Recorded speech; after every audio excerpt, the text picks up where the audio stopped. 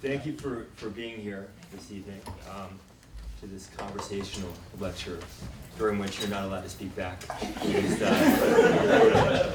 first half an hour. So we're going to spend some time talking about our main themes, life, literature, and love, and this kind of how we got here in a way that hopefully will be informative and, and entertaining to a certain extent, and if not, at least some of you got t-shirts.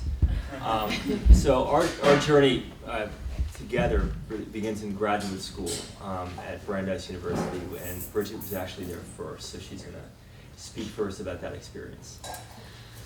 Hi everyone, thank you for coming tonight. Thank you to the Agape Latte folks for having us, and to Connor for organizing, and to, who was the person playing the guitar so wonderfully? Kyle for playing the guitar. You got out of here quick.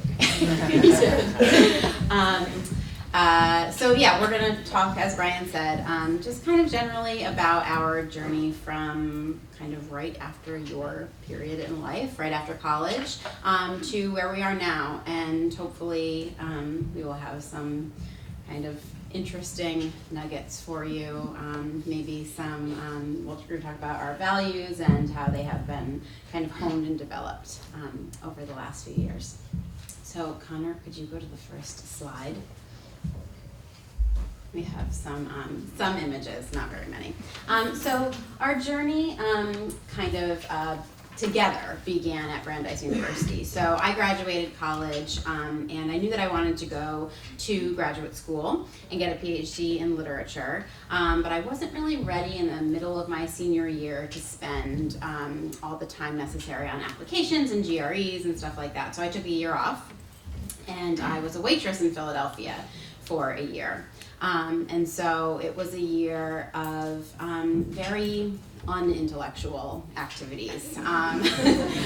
Working a lot, staying up really late, going out way too much, but knowing that I was going to be in a PhD program the next year, so it was fine to be sort of wasting the nights away like this. And luckily, I did get into some programs and decided to go to Brandeis. And Brandeis is right outside of Boston, and I'm from Massachusetts, so it was a kind of homecoming to go up to Massachusetts and live in Boston. And sort of pathetically, I went to Villanova, which is outside of Philadelphia, and I had been homesick for 5 years. It's 5 hours away, but I was homesick for 5 years, so I was very excited to go back to Massachusetts and to Boston. And I was living with one of my best friends from high school in Beacon Hill, so it was a lot of fun. But the first year of grad school was a total kind of awakening. It was wonderful because all you did was read constantly, lots and lots and lots of pages of literature, in our case, and theory, which we'll talk about in a little bit. So that was wonderful, but was also really overwhelming and kind of intimidating because it was nothing like college. It was very, very different because this had become now the pursuit of a career rather than a discipline that we were just sort of studying along our way to a degree. The first year of graduate school, you do in English, you do a lot of reading of what's called theory, which is kind of like philosophy that you apply to the literary text that you're studying. And this theory is pretty mind-blowing, actually. I mean, it offers, and some of you may have read some of this political theory or deconstructionist theory or psychoanalytic theory in various classes. But we took a seminar the first year where we were just reading all of these kind of different ways of looking at the world. And they were really complicated and really difficult, but they were also kind of shaping us in completely new ways, which was really important at the time. Although at that juncture, in my life anyway, I felt that it was a sort of intellectual exercise, that I was thinking about the world in different ways, but I wasn't necessarily living life in different ways yet. I'm going to turn it over to Brian. Yeah, so Bridget was in graduate at Brandeis for a year before I got there. I started in 2004, and like Bridget, I had master's degrees when I arrived at Brandeis, and the year before I lived with friends, and I wasn't making a lot of money, but I was making enough to sustain myself, to pay my rent, and to go out every weekend. And I thought to myself, I could easily just get into a default position, and I could blink and 10 years can go by. And when Connor was describing the period of life that Agape thinks about, I think 18 to 26 is what you said, is when you're making a lot of decisions about what kind of person you are. I was putting them off for a couple of years. And when I got into Brandeis, fortunately for me, and it was really an opportunity to confront my own glibness at that point in my life. I had taken it for granted that I was a good person and that I knew what I wanted to do as a career, but I hadn't taken seriously what it would take to achieve either of those goals, neither of which were givens when I arrived. I discovered. And so when I went to Massachusetts for graduate school, it was entirely a career decision and not a social one. I had one friend from high school in Boston who was not that close. I mean, if he watches this on YouTube, Kevin, I love you. But not a reason to move to Boston. And when I got there, like Bridget said, trying to synthesize all these different perspectives was mind-blowing, as she said. It was the first time, just to bring it into the context that that Agape is interested in. It was the first time that I'd seen religious thought equated with intellectual naivete, and that was insulting to me, but something I again had to take seriously, because some people can be so dogmatic about their positions, and graduate schools put up or shut up time for that kind of behavior. So it was after getting there and trying to adjust all these things that I met Bridget in the midst of these other decisions, and was trying to get other parts of my life going as well, which I guess we can transition towards. To meeting? Oh, to meeting. Is that what we were talking about? Well, yeah, we met early on in graduate school. You ever have one of those conversations with someone where you can tell they're just so not into it? Maybe like they're backing away from you as you're speaking. But that was the first time I met Bridget. That was what it was. And so for the first 6 months, the first semester, I knew her. I had a crush on her, and was afraid to do anything about it. In the conditions I just described to you, when you're trying to become a different kind of person, a more formidable intellectual being, and set yourself up for a good career, it's hard to try to seem cool at the same time. And I was very unsuccessful at doing that, at seeming cool. And I knew also, because of the context, it was a very small group of students, that I had one shot, and if I failed, it was going to be a very, very public humiliation, right? In which I wouldn't have been able to escape. And so we started an email connection, and then maybe Bridget would like to share her perspective on those months. Sure. So Brandeis is a very small program. It just admits about 7 students each year to its PhD program in English. And so you spend a lot of time with your cohort and the cohorts that come in before and after you. It was, Brian and I worked at the Writing Center together, where we helped undergraduates with their writing. And we took the train back to Boston. Well, he lived in Somerville at the time, and I lived in Beacon Hill. But soon enough, Connor, do you want to go down 2 slides, actually? Soon enough, we both lived in Somerville. But before that, I was not really thinking about like starting a relationship in graduate school, just because there were so many other kind of really kind of life-changing things going on. It was a pretty intimidating environment at first. You were sort of pressured not only to read tons and kind of write tons, but also to present your ideas about these texts in a small seminar setting all the time to really brilliant faculty and to fellow graduate students who are all very smart, some of whom like to kind of really posture about their intellectual strengths. And we came to find out soon, actually, that there was a lot of posturing going on. And once we saw that, it was a bit easier to join in. But so, I was struggling with, just confidence and making sure that I could continue to articulate myself and impress the faculty and do what I needed to do. So I wasn't really thinking about dating anyone in the department.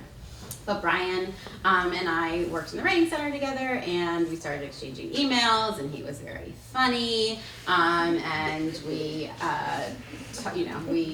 talked a lot. I had to go home unexpectedly, actually right before Thanksgiving, like right around this time, right, in 2004, and for things that had happened. My grandmother passed away and my mother was in the hospital, and so I had to go home, and I was supposed to work at the writing center, and so Brian wrote me an email. Let's see what the email said. There was this coworker who never showed up, and I'm not going to mention her name. There's no way she's going to watch this, but I want to. And I said, well, I guess you're this person now. And she wrote back and said, actually, my grandmother passed away. I thought, well, that's not that, right? That's jerk. Yeah, that's my smoothness at that stage. I still remember getting the email, but she responded and said I could really use some funny stories now. So yeah, that was kind of how we bonded with talking about other people that also worked at the writing center. Some things haven't changed. But that was the kind of initial way that we got together. And we had our first date in February. The first date Brian asked me on, and this was when I was like, this has got to be the guy for me. He asked me to go see a touring production of a Broadway musical in Boston, Sweet Charity. How many guys are going to ask you to go see a Broadway musical? So we found out that we shared a love for Broadway and for drama, and things progressed pretty quickly. We started to date, and it was great. We were very compatible, and within actually a year to the date of our first date, we were engaged. So poetic. But I think the kind of important thing about the beginning of our relationship, it's really fun to think about, and we talk about it a lot, and we had great times in Somerville, but it was really, we worked together very well as a couple, and we were able to translate that into working in graduate school. There are a lot of hoops to jump through on your way to getting a PhD. There's the coursework that you do, and then you teach classes, and then you have to take 2 language exams, pass 2 language exams, pass your field exam, then write a dissertation proposal and defend it. So there are all these steps that like typically can hang people up, right? That people take a long time doing, and therefore they can run out of funding, or they just don't make it past a certain point. And part of our relationship, I think, was motivating each other to keep going, to really treat this as a job and not just as a kind of, exercise in, talking intelligently to each other about literature. It was embarking on a career, and we really treated it that way. Mm-hmm. Yeah, and actually I've talked about this with some of you. People do treat graduate school as if it's you sort of have a place to hide from advancing toward adulthood, and that's a mistake. It is a job, and you need to take it seriously as one. And we really started to succeed when we treated it like one, getting up early every day and working even when we don't have class, and studying languages. I can remember fondly now, because it's in the past, getting up before 6 and studying Latin, and Bridget studying Italian before heading out to just insanely long days that were really important. And what we realized is that people will always respond positively to work ethic. That when you're in graduate school, you can't just put on your CV, I'm smart, anymore. You have to produce something. You have to be advancing towards something. Otherwise, you can really get mired in the graduate school belief that your intellect is enough, that you can live life on a theoretical level rather than taking that theory and applying it to everyday practice and making something out of it. And that's what we helped each other do as a couple. It was remarkable, given that it took us a while to come together, how rapidly things moved after that. For all those go down to, reasons. That's a month after we started dating. Yeah, that's St. Taken out the Sevens on Charles Street. St. Patrick's Day, 2005. So everything. We're bringing the cheese tonight. Sure. You ask for it, you get it. So everything prior to Bridget was subordinated to my larger goal of just wanting to be a Shakespeare professor. And then meeting Bridget, my career aspirations and my other aspirations converged in a way that was just amazing. And I think it's worth mentioning that, remarkably, sometimes the biggest decisions of your life are not difficult decisions, and they shouldn't be. That when you see something with that kind of clarity, you just move forward with it, and that's what happened with us, and it was great, and it turned out to be beneficial on a level of our careers as well. Yeah. And I think too, in graduate school we learned, and this was actually kind of rare, and I think that the people, my colleagues in the English department now have this skill, and people who have successfully gotten jobs have this skill, just being professional, right? Treating everything you do with a level of professionalism is so key, because you don't ever, and this is, I think, in any career, but I really learned this in graduate school, you don't ever want to give someone a chance to dismiss you because you are sort of, I'm absent-minded about something, that this slipped my mind, or like, I wrote an email with a bunch of typos. Like, why let someone kind of like dismiss you or form an opinion about you based on something like that? If you just never give anybody that chance, it really builds a strong foundation, I think, for success. And it's difficult to do in graduate school because so much of it and so much of your success has to do with the ideas that you produce. But you have to produce those ideas in a context that is professional and effective and impressive. And I think that we, with the help of really important faculty, mentors, and role models in our department at Brandeis, we kind of spurred each other on to do that, to form those kinds of professional identities.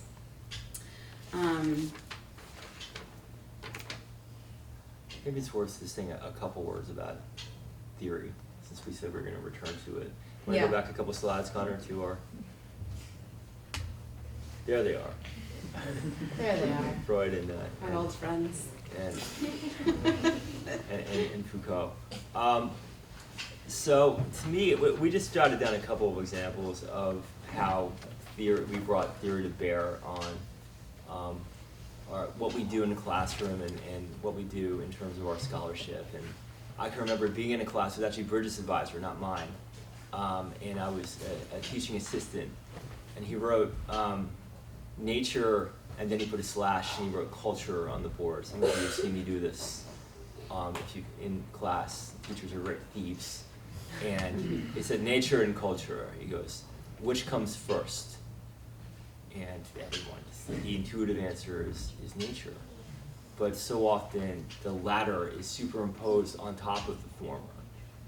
so that that which is natural, the subordination of certain ethnicities, certain sexual orientations, so on and so forth, it's so difficult to move past those distinctions because it feels natural, right? So you really need the lesson of questioning why something, pushing on whether something is natural or cultural. And this is from an essay called The Great Family of Man by Roland Barthes, a French theorist. It's very brief, if anyone would like to read it. And he said, well, what we know is that we are born and that we die. And everything else, if we scratch a little bit on it, on what seems natural, you come up with culture. And that was in 2005, and I brought it to bear on so many different decisions in my life, and so many different decisions in terms of my scholarship and my teaching and how I think about people. And it was transformative for me. I don't know if Bridget did anything. Yeah, and I mean, part of what we wanted to do in this talk is think a little bit about how these sort of these kind of theoretical assumptions that we've been talking about, how they apply not only to our scholarship, but also to everyday life, and particularly in a little bit to parenting. But I mean, the nature-culture dichotomy, I think, works very well with kind of questions of feminism. This idea that women are naturally this, and therefore they should do these things like nurture and mother and keep house because that is natural. That is cultural, right? That is constructed, and therefore it's our responsibility to be suspicious about things that masquerade as natural but are really culturally constructed. And so I think that in graduate school we both sort of became active feminists, right? I think I was definitely always a latent feminist, and I think probably the same for Brian. But in graduate school, we started to read and talk and discuss feminist theory, and we began to register the kind of operations of, or I began to register the operations of patriarchy everywhere, in popular culture, in literature, in conversations, right, in modes of address from people, and so it was very revelatory to me. And it was really, you know, this happened in graduate school intellectually, but it was also when we got into a relationship and we got engaged and I became a bride-to-be, and I had a very kind of traditional wedding, but I saw all of the sort of trappings of patriarchy that organize a wedding. Like, I was walked down the aisle by my father in a white dress and handed over to my husband. I still get letters that are addressed to Mrs. Brian Chalk occasionally, which infuriate me, right? The just subtraction of my identity completely because of my marital status. And so I began seeing it in my everyday life. I began seeing the operations of patriarchy kind of inscribing my everyday life. And going back a little bit, when I was growing up and when I was in college, I never felt like I was treated differently because I was a woman or a girl. Ever. I mean, I was very lucky in the way I was raised, that my family, my parents, and my extended family never suggested to me that I would do different things because I was female than a male might do. It never even occurred to me. And it wasn't until I started kind of embarking on adulthood that I saw how patriarchy sort of circumscribes women's choices, and I began to see that that the choices that I made needed to be interventions of a sort, or at least I needed to be aware of how they might be complicit with certain models of patriarchy or a social system in which men hold power, which our social system is a patriarchy. So when I was a bride, I started seeing this. When I was married, I started seeing this, not from my husband at all, because luckily, can you go down a slide or two, Connor? Keep going. Keep going. We'll come back to them. Keep going. Keep going.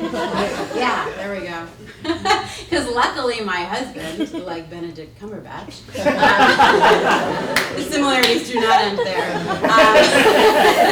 They do, actually.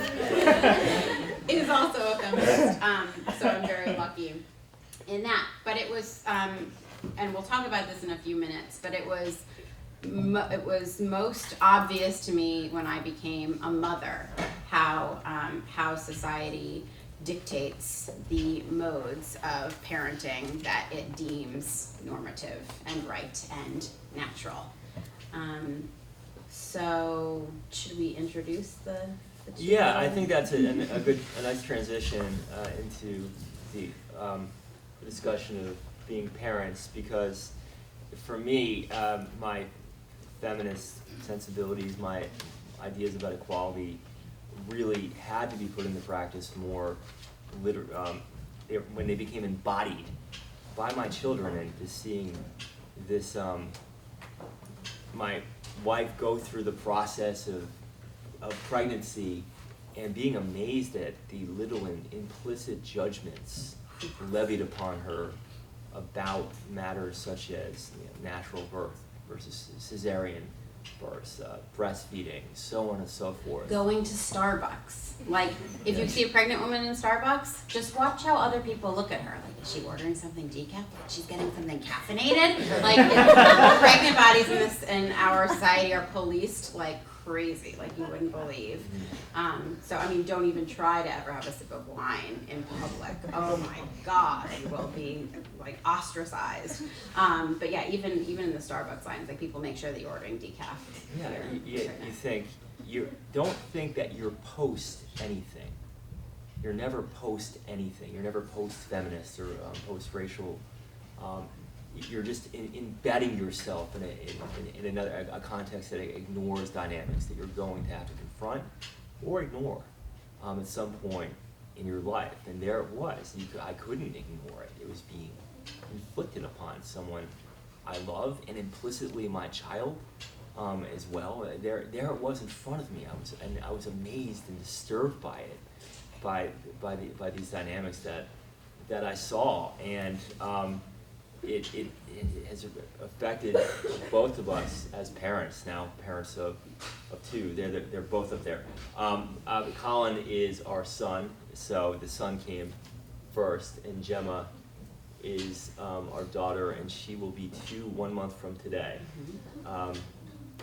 So we are lucky enough, and we've been talking about how we were sort of shaped during graduate school, intellectually and emotionally and morally in certain ways. But now we find ourselves in a position, I mean, certainly of shaping the perspectives of college students on a regular basis, which is wonderful, and which we're very lucky to be able to do.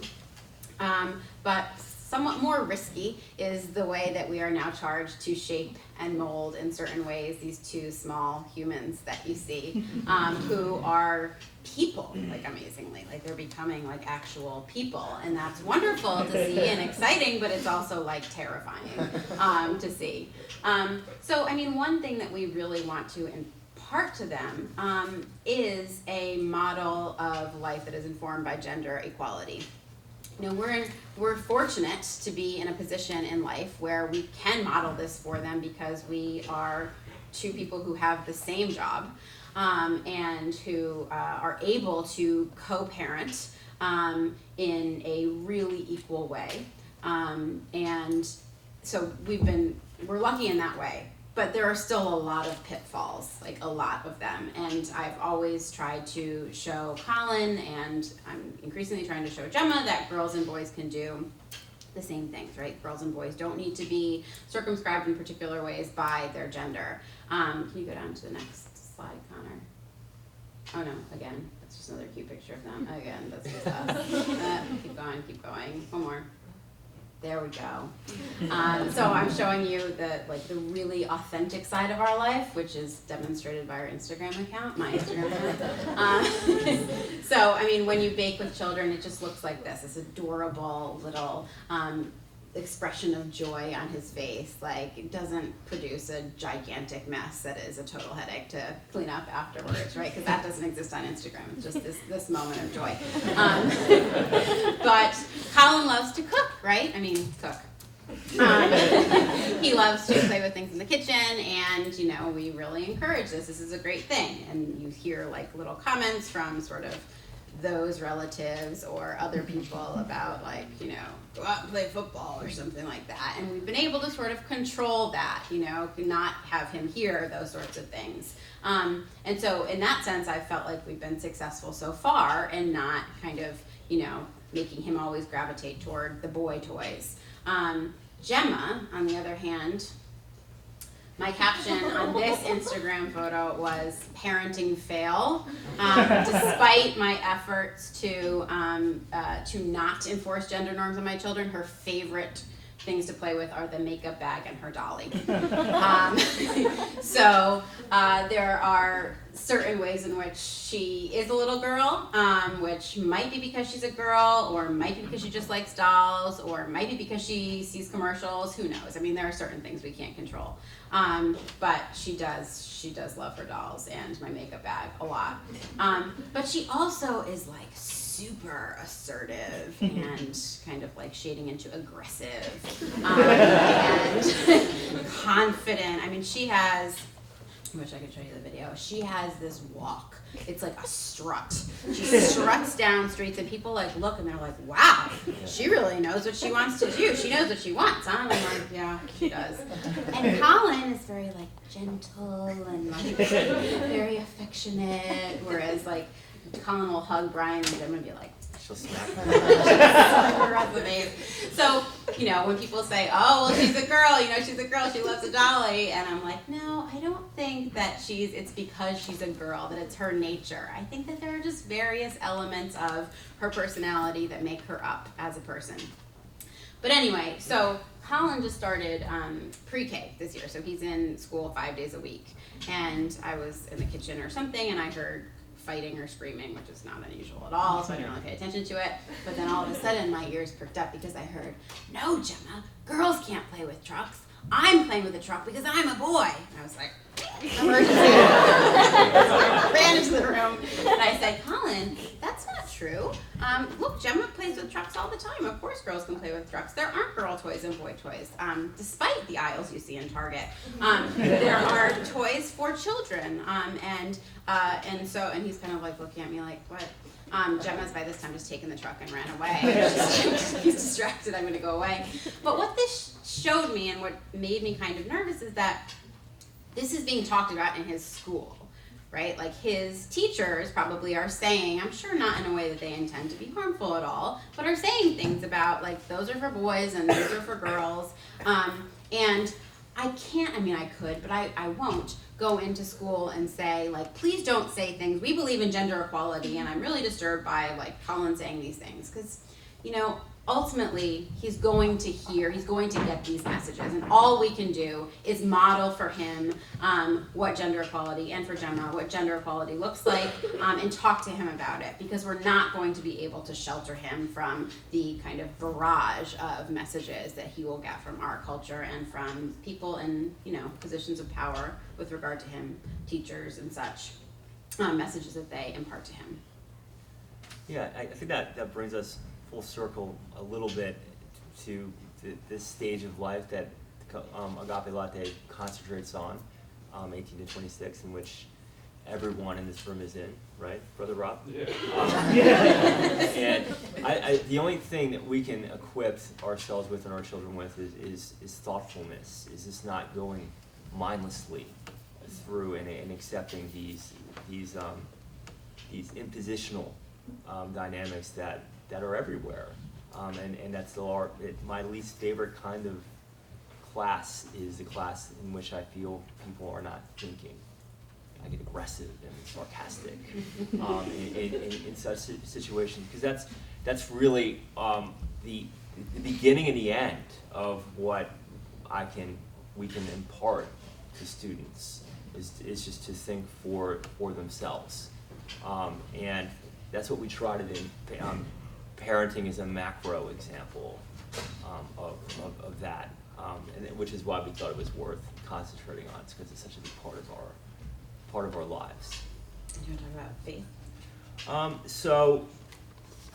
And faith goes hand in hand with that. I am a believer. I was raised a Catholic, and I still practice Catholicism, and it's a big part of who I am. And like I said earlier, the Academy is unfortunately a place where such belief systems are taken superficially, where it's almost a reverse dynamic from what you grow up with. And once again, the only weapon against that is thoughtfulness. If you are glib about your belief system, then in some sense you deserve to be, I don't know if deserve is the right word, but you leave yourself exposed to that sort of criticism.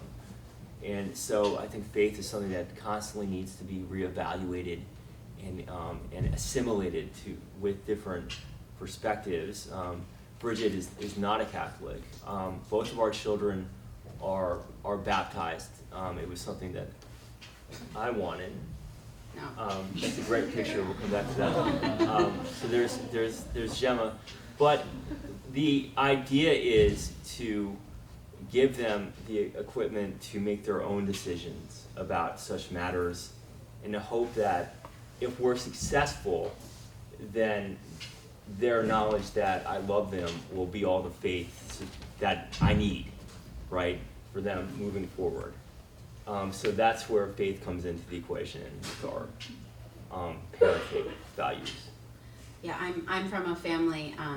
I was not raised Catholic, and I'm from a family so both my parents were raised Catholic. They came from big Irish families, and were raised Catholic and went to Catholic school. And they both decided not to raise me and my sisters as Catholic because they felt that it was a very punitive and oppressive religion based on their particular experiences. And so, Brad said the Academy is not here, but particularly in like literary studies, it can be hostile to faith.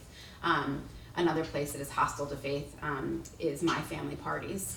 So, because it's all these lapsed Catholics like drinking wine, and poor Brian is, well, no, like, I actually am Catholic, like, and so he's had to negotiate that. But I one thing that I have gained from our relationship, and actually really from working at Manhattan College, I have wonderful friends in the religious studies department who have kind of opened my eyes to seeing faith in the Catholic faith, particularly in new ways.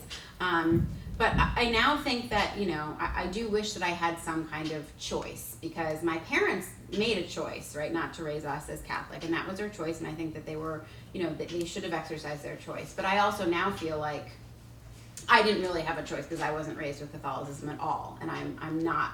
And I don't think it's something I can just like dive headlong into, but I can, support our children's being raised as Catholics, so they, as Brian said, can make their own choices, and moving forward, and see how they want to apply faith to their lives. Of course, the irony is I went to a Catholic college. I'm teaching at a Catholic college, and so I'm Irish, and, so I'm sort of like culturally Catholic, and so my children will see that as well. Yeah, so it's about guarding against the assumption that the person you're speaking with shares your perspective. Is the hope that we want to impart upon our children. I think we've been talking for. Yeah. So I distributed a poem that I thought would be a good one to end with. It's on pink paper. Good. Gender neutral. So it's a poem that some of you have seen before, because you took 309 with me, of course. And what I do on the last day of most of my classes is I try to have the students read something that won't be on the exam, that furthers the notion that sometimes art is good enough on its own, and they can either take it or leave it for what it is. And so normally I don't even say anything about the poem. I just have them read it, and that ends class and ends the semester until the final. And the poem's not on the final. But I'll deviate from that just for a second to mention that it's a poem by a poet named George Herbert, who will seem upon first reading to be entirely concerned with religious matters. But really, he's always thinking about thoughtfulness, about coming to terms with himself in relation with his belief system.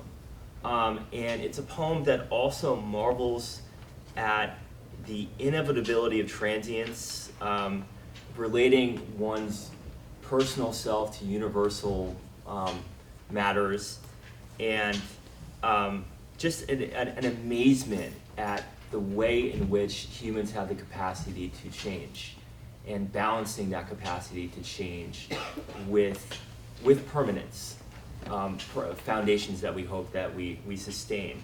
So my idea was to have students read it, but here we are in front of a microphone. I'm not sure if that's going to work. I was going to pick on people. I didn't volunteer to read. I was just volunteering to get the microphone. I can walk around and have people read if you want. Okay, do that. So people volunteer to read stanzas. Yeah, Yeah, we'll do that. I know, for example, that Matt wants to read. This row, I think, wants to read. should we just pass it down the row? Yeah. So why don't we just go stanza by stanza? You might have to come up here. I tried. Shame that Drew's filming this because he has it committed to memory.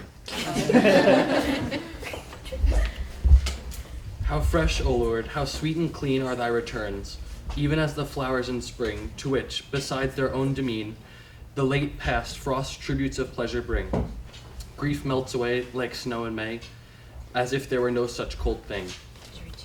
Yeah. Who would have thought that my shriveled heart could have recovered greenness? It has gone quite underground as flowers depart to see their mother root. Where they have blown, where they are together, all the hard weather. Dear to the world, keep house unknown. Dead to the world. Dead to the world. It's okay. Sarah.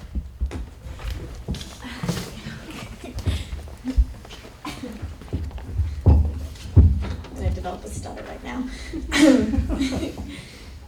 The third one? These, yeah. These are thy wonders, Lord of power, killing and quickening, bringing down to hell, and up to heaven in an hour. Making a chiming of a passing bell, we say amiss, this or that is, thy word is all, if we could spell. Oh, that I once past changing were, fast in thy paradise, where no flower can wither. Many a spring I shoot up fair, offering at heaven, growing and groaning thither. Nor doth my flower want a spring shower, my sins and I joining together. Liam.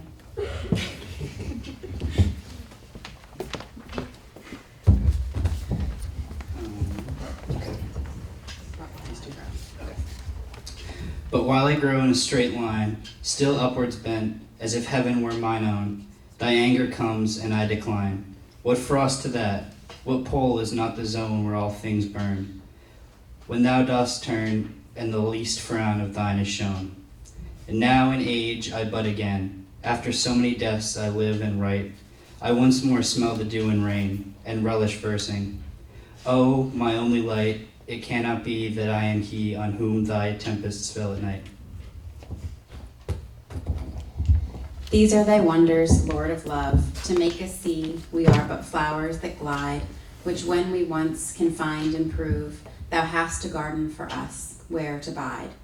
Who would be more, swelling through store, forfeit their paradise by their pride. Thank you so much for coming.